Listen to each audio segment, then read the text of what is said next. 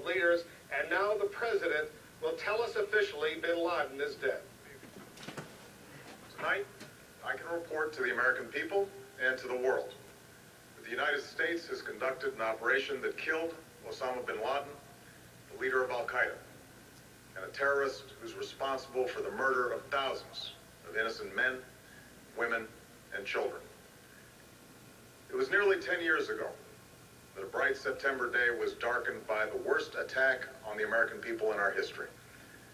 The images of 9/11 are seared into our national memory. Hijacked planes cutting through a cloudless September sky, the Twin Towers collapsing to the ground, black smoke billowing up from the Pentagon, the wreckage of Flight 93 in Shanksville, Pennsylvania, where the actions of heroic citizens saved even more heartbreak and destruction. And yet we know that the worst images are those that were unseen to the world. The empty seat at the dinner table, children who were forced to grow up without their mother or their father, parents who would never know the feeling of their child's embrace, nearly 3,000 citizens taken from us, leaving a gaping hole in our hearts. On September 11th, 2001, in our time of grief, the American people came together. We offered our neighbors a hand, and we offered the wounded our blood. We reaffirmed our ties to each other and our love of community and country.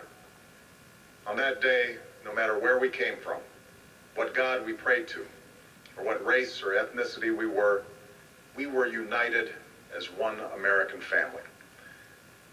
We were also united in our resolve to protect our nation and to bring those who committed this vicious attack to justice. We quickly learned that the 9/11 attacks were carried out by Al-Qaeda, an organization headed by Osama bin Ladin, which had openly declared war on the United States and was committed to killing innocents in our country and around the globe. And so we went to war against Al-Qaeda to protect our citizens, our friends, and our allies. Over the last 10 years, thanks to the tireless and heroic work of our military and our counterterrorism professionals, we've made great strides in that effort. We've disrupted terrorist attacks and strengthened our homeland defense. In Afghanistan, we removed the Taliban government, which had given bin Laden and Al-Qaeda safe haven and support. And around the globe, we worked with our friends and allies to capture or kill scores of Al-Qaeda terrorists, including several who were a part of the 9/11 plot. Yet, Osama bin Laden avoided capture and escaped across the Afghan border into Pakistan. Meanwhile, Al-Qaeda continued to operate from along that border and operate through its affiliates across the world. And so shortly after taking office, I directed Leon Panetta, the director of the CIA, to make the killing or capture of bin Laden the top priority of our war against Al-Qaeda, even as we continued our broader efforts to disrupt, dismantle, and defeat his network. Then, last August, after years of painstaking work by our intelligence community, I was briefed on a possible lead to bin Laden. It was far from certain, and it took many months to run this thread to ground.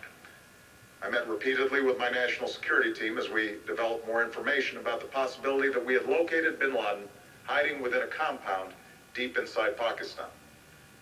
And finally, last week, I determined that we had enough intelligence to take action and authorized an operation to get Osama bin Laden and bring him to justice. Today, at my direction, the United States launched a targeted operation against that compound in Abbottabad, Pakistan. A small team of Americans carried out the operation with extraordinary courage and capability. No Americans were harmed. They took care to avoid civilian casualties. After a firefight, they killed Osama bin Laden and took custody of his body. For over 2 decades, bin Laden has been Al-Qaeda's leader and symbol, and has continued to plot attacks against our country and our friends and allies. The death of bin Laden marks the most significant achievement to date in our nation's effort to defeat Al-Qaeda. Yet his death does not mark the end of our effort. There's no doubt that Al-Qaeda will continue to pursue attacks against us. We must and we will remain vigilant at home and abroad. As we do, we must also reaffirm that the United States is not and never will be at war with Islam. I've made it clear, just as President Bush did shortly after 9/11, that our war is not against Islam. Bin Laden was not a Muslim leader. He was a mass murderer of Muslims. Indeed, Al-Qaeda has slaughtered scores of Muslims in many countries, including our own.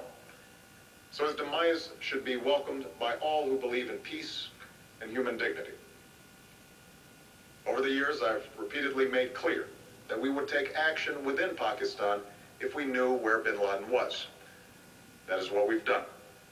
But it's important to note that our counterterrorism cooperation with Pakistan helped lead us to bin Laden and the compound where he was hiding.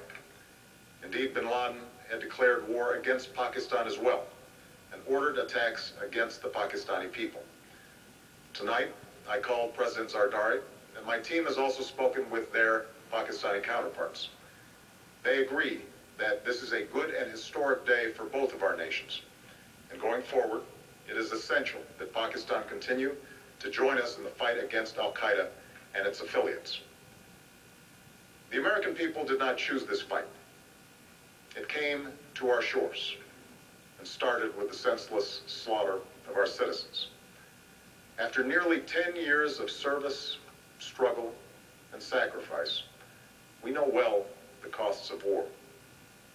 These efforts weigh on me every time I, as Commander-in-Chief, have to sign a letter to a family that has lost a loved one, or look into the eyes of a service member who's been gravely wounded. So Americans understand the costs of war. Yet, as a country, we will never tolerate our security being threatened, nor stand idly by when our people have been killed. We will be relentless in defense of our citizens and our friends and allies. We will be true to the values that make us who we are. And on nights like this one, we can say to those families who have lost loved ones to Al-Qaeda's terror, justice has been done. Tonight, we give thanks to the countless intelligence and counterterrorism professionals who've worked tirelessly to achieve this outcome.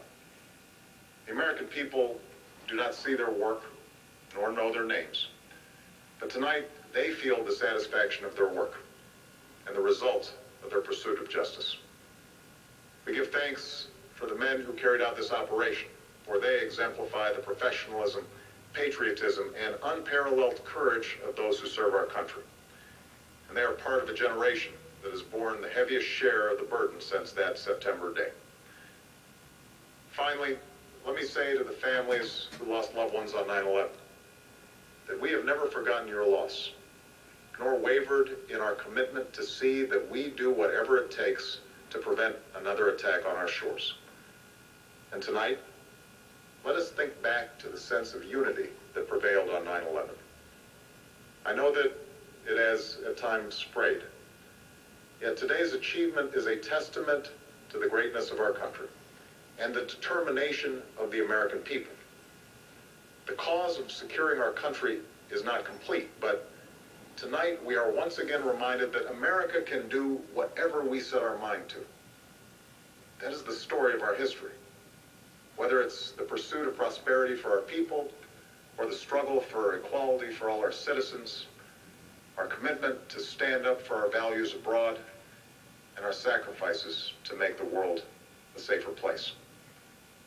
Let us remember that we can do these things not just because of wealth or power, but because of who we are. One nation, under God, indivisible, with liberty and justice for all. Thank you. May God bless you. And may God bless the United States of America. President of the United States making the dramatic, historic announcement. It's all official now. Bin Laden is dead. The president describing in some detail, not all of the detail, but in some detail how the U.S. intelligence community got wind that bin Laden was hiding somewhere in Pakistan